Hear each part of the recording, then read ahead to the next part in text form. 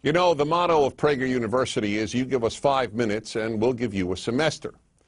Well, I took many semesters on the question of the Middle East conflict. I was at the Middle East Institute, in fact, at Columbia University. That's where I did my graduate work. Semester after semester discussing the Middle East conflict as if it were the most complex conflict in the world, when in fact it's probably the easiest conflict in the world to describe. It may be the hardest to solve, but it really is the easiest to describe. And really, in a nutshell, this is what it is. Israel would like to exist and recognizes the right of the Palestinians to have a state. The Palestinians, however, and many other Muslims and Arabs, do not recognize the right of a Jewish state of Israel to exist. Every poll among Palestinians shows that the majority of Palestinians want there to be no Jewish state of Israel, doesn't believe that it should exist or had any basis for being. And this has been true since 1948, when the British left and the UN established a division. Palestine will be cut in half, a Jewish half and an Arab half. The Jews accepted it, the Arabs didn't accept it, and what happened the moment it was announced? Arab armies, about 7 Arab armies, attacked the Jewish state in order to destroy it. To everybody's surprise, the little Jewish state survived, and that was pretty much it. And then it happened again in 1967 when the dictator of Egypt, Gamal Abdel Nasser, said we are now going to extinguish the Jewish state of Israel. And Jordan joined him and Syria joined him, but Israel attacked first, and so Israel survived. And that is how Israel, and only that way, came to occupy what was called the West Bank of Jordan, where many Palestinians lived, because many Palestinians lived in that part of Jordan. So the war was over in '67, and what did the Arabs do? The Arab states all went to Khartoum, Sudan, and announced no recognition, no peace, and no negotiations. The 3 famous no's. What was Israel supposed to do? Then Israel made an agreement to give the entire Sinai Peninsula, an area of land bigger than Israel, with oil, back to Egypt, because they said they would make peace with Israel. Israel gives territory back for peace, and it will always do that.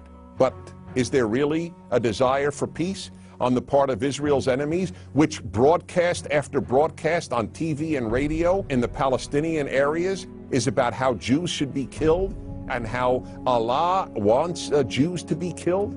That's the typical broadcast on Palestinian television. And so it's not hard to explain the Middle East dispute. One side wants the other dead. You know what the motto of Hamas is? The motto of Hamas is, we love death as much as the Jews love life. Now you tell me, how is Israel supposed to make peace when people believe what Hamas believes? Now here is one of the most important things nobody talks about. Everybody talks about a Palestinian state. Why didn't anybody talk about a Palestinian state while the Palestinians lived under Jordanian rule? Because the truth is, people started talking about a Palestinian state once the Palestinians were under Israeli rule, because it was always a way to destroy the Jewish state of Israel. And I say Jewish state because that's what it is. There are many, many Arab states, but there's only one Jewish state. It is about the size of New Jersey. In fact, Israel is the size of El Salvador. El Salvador. And yet, if a Martian came to the earth and they visited the United Nations, or they read the world's newspapers or watched world television, they would believe that the biggest problem on earth is a state the size of New Jersey and El Salvador, this state of Israel. This preoccupation with a little democratic, humane state is absolutely irrational. And here's another question to be asked. If Israel tomorrow put down its arms and said, we will fight no more, what would happen? If the Arab countries around Israel said, we will fight no more, we put down our arms, what would happen? In the first case, there would be an immediate destruction of the state of Israel, with mass murder of the Jews of Israel. In the second scenario I presented, where the Arabs put down their arms and said, we just want peace, there would be peace the next Wednesday.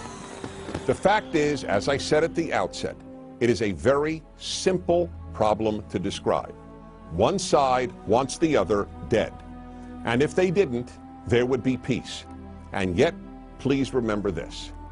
There has never in the history of the world, a state in that area, in what is called geographically Palestine that was not Jewish. Israel is the third autonomous Jewish state to exist in that area. There was never an autonomous Arab state. There was never an autonomous Muslim state. There was never an autonomous any other state. That's the issue. Why can't a little state the size of El Salvador that calls itself Israel be allowed to exist?